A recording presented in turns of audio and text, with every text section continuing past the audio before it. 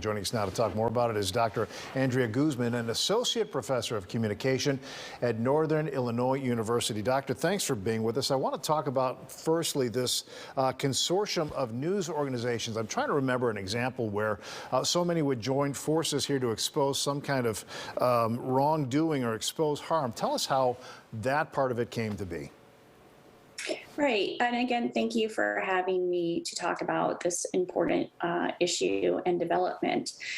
From the news reports, it was the team of the whistleblower who released these documents to 16 news agencies. What is not entirely clear is how that consortium agreed to embargo the information, meaning that they would publish it all on the same date.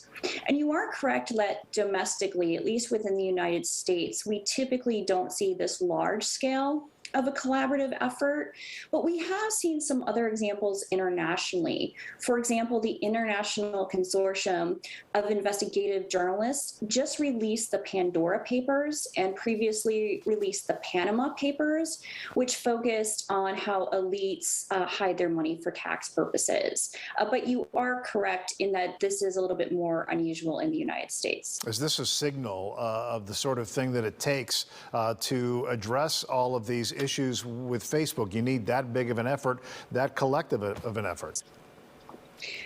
Yes, I will say what this allows in a way that we haven't been able to get at before is we finally get to see the scope of what has been occurring with Facebook all at once.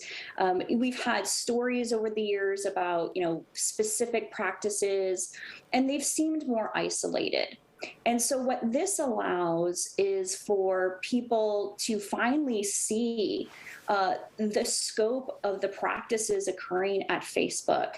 And quite frankly, the blatant disregard for users, particularly when we're talking about countries outside of the United States. According to the papers and the reports, Facebook was engaging in stifling political dissent in certain countries at the request of those countries' governments.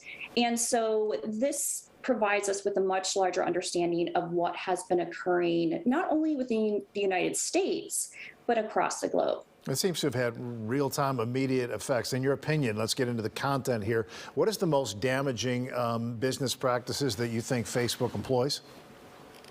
So I agree with the whistleblower here in that what ultimately seems to be driving this based on the reporting and the papers is profit.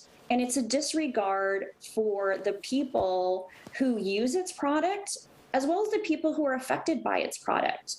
It's important to note that Facebook is not just Facebook in terms of a single social media site.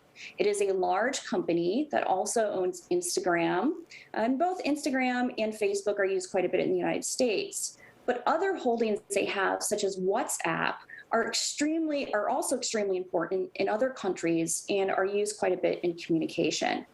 And this is my biggest problem with Facebook, as well as the problem other researchers and regulators see with Facebook, is that they like to say they're a technology company, but what they enable or cut off is communication, political communication, social communication, news and information.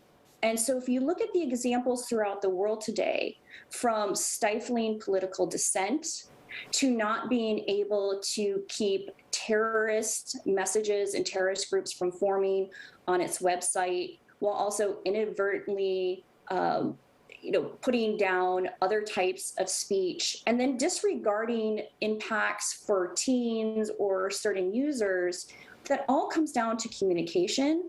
And it's purposeful. So much irony. None of that is lost on this. Dr. Guzman, we are out of time. Thank you very much for your insight. We'll see where this all leads Facebook, what kinds of changes, if any, it will make. Take care. Thank you.